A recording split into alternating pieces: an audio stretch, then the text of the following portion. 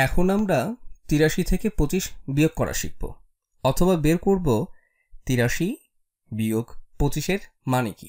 আমি এখন তোমাকে ভিডিওটি কিছুক্ষণ বন্ধ রাখতে উৎসাহিত করছি। আমি ধরে নিচ্ছি তুমি তাই করছো। আর তুমি যখন এটি করছিলে, তুমি খুব সম্ভব ডানের এককের ঘর থেকে বিয়োগ করার চিন্তা করছিলে আর ভাবছিলে উপরের সংখ্যাটি ৩। আমি এটি থেকে ৫ একক বিয়োগ করব, কিন্তু এটি করতে গিয়ে তুমি থেমে গিয়েছ আর ভেবেছ ৩ একক থেকে কিভাবে ৫ একক বিয়োগ করা সম্ভব। আমি এখন কিভাবে বিয়োগটি করব, আমি ঠিক এটিই দেখাবো তুমি কিভাবে এই বিয়োগটি করবে। এখন তোমাকে যা করতে হবে তা হলো পুনর্বিন্যাস। আমি দশকের ঘরে যে সংখ্যাটি আছে সেটিকে এককের ঘরে বসাবো।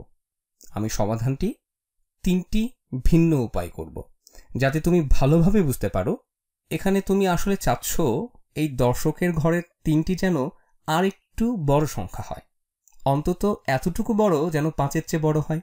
এটি করার জন্য তুমি দশকের ঘর থেকে ১০ ধার নেবে। তাহলে এই ৮টি ১০ থেকে তুমি একটি ১০ ধার নিতে পারো। তাহলে এখানে ৭টি ১০ থাকলো। আর যে ১০টি তুমি ধার নিয়েছিলে সেটিকে তুমি এককের ঘরে ৩-এর সাথে যোগ করবে। তাহলে ১০ যোগ ৩ হলো ১৩। তুমি এটিকে এভাবেও চিন্তা করতে পারো, ৭টি ১০ আর একটি ১৩। আমি এটি আবার কতগুলো ভিন্ন উপায় করব যেন তুমি খুব ভালোভাবে বুঝতে পারো, কিন্তু আপাতত আমরা আমাদের এই কাজটি শেষ করি। তাহলে আমাদের কাছে ডানে উপরে এককের ঘরে আছে ১৩ আর নিচে ৫, যার বিয়োগফল ৮ একক। এরপর তুমি দশকের ঘরে ৭টি ১০ বিয়োগ ২টি ১০ করবে, আর তার বিয়োগফল হবে ৫টি ১০। তাহলে আমরা উত্তর পেলাম ৫টি ১০ এবং ৮টি একক, যার অর্থ ৫৮। আমি বলেছিলাম তোমার বোঝার সুবিধার্থে আমি সমস্যাটি কতগুলো ভিন্ন ভিন্ন উপায়ে সমাধান করব। তাহলে আমি অন্য আরেকভাবে করার চেষ্টা করছি। এখানে তুমি ৮৩-কে এভাবে লিখতে পারো ৮০ যোগ ৩। ৮০ যোগ ৩-এর অর্থ হলো ৮৩। ৮টি ১০, ৩টি ১।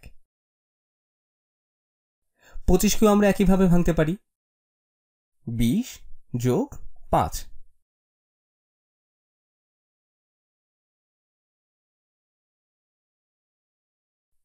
আমরা তাহলে ২০ যোগ ৫ বিয়োগ করব। আচ্ছা, চলো এটির পরিবর্তে আমরা মনে করি আমরা ২০ বিয়োগ করব। ২০ বিয়োগ করার অর্থ হলো ২টি ১০ বিয়োগ করা।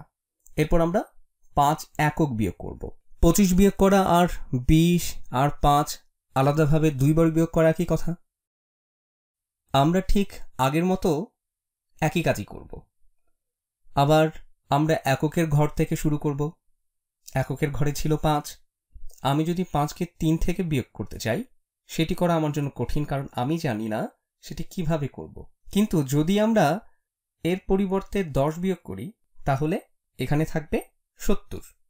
আর ওই ১০টি যদি আমরা এককের ঘরের সাথে যোগ করে দিই, তাহলে ১০ যোগ ৩ সমান সমান হবে ১৩।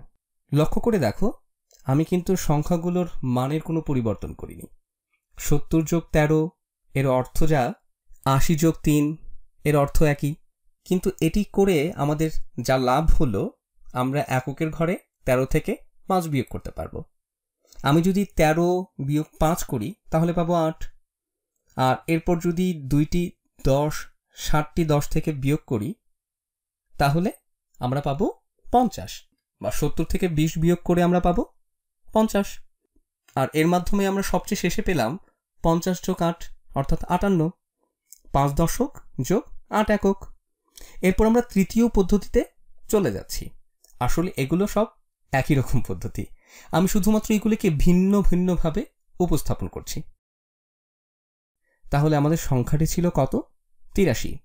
আমি এটিকে ৮ দশক যোগ ৩ এককও লিখতে পারি। আচ্ছা, এটি হলো দশকের ঘর, আর এটি হলো এককের ঘর। ৮ দশক এবং ৩ একক, এটি থেকে আমরা ২টি ১০ আর ৫টি ১ বিয়োগ করব। তাহলে আমরা লিখতে পারি, বিয়োগ চিহ্ন দিলাম, ২ দশক বিয়োগ ৫ একক। যেহেতু 25 এবং 20 যোগ 5 অর্থ একই, তাহলে দুইবার ভিন্ন ভিন্নভাবে 20 আর 5 বিয়োগ করা আর 25 বিয়োগ করা একই কথা। 2টি 10 এবং 5টি 1। চলো এটিও করে ফেলি। আমরা যখনই 3 একক থেকে 5 একক বিয়োগ করতে চাই, সাথে সাথেই আমাদের মনে হয় যে এটি কিভাবে সম্ভব। তাহলে আমি এই মানটি বড় করে ফেলি।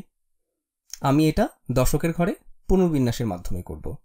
8টি 10 লেখার পরিবর্তে আমি একটি 10 বাদ দিয়ে 7টি 10 লিখব, আর ওই 10টি এককের ঘরে লিখব।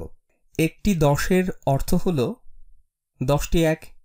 যদি এই 10টি 1 আমরা এককের ঘরের 3-এর সাথে যোগ করে দেই, তাহলে আমরা পাবো 13। এরপর আমি বিয়োগ করতে পারি। 13টি 1 বিয়োগ 5টি 1 হলো 8টি 1, আর 7টি 10 বিয়োগ 2টি 10 5টি 10, 5টি 10। আমরা শেষ করে ফেলেছি। তাহলে এই পদ্ধতিগুলো হলো পুনর্বিন্যাসের মাধ্যমে একই সমস্যা সমাধানের ভিন্ন ভিন্ন উপায়।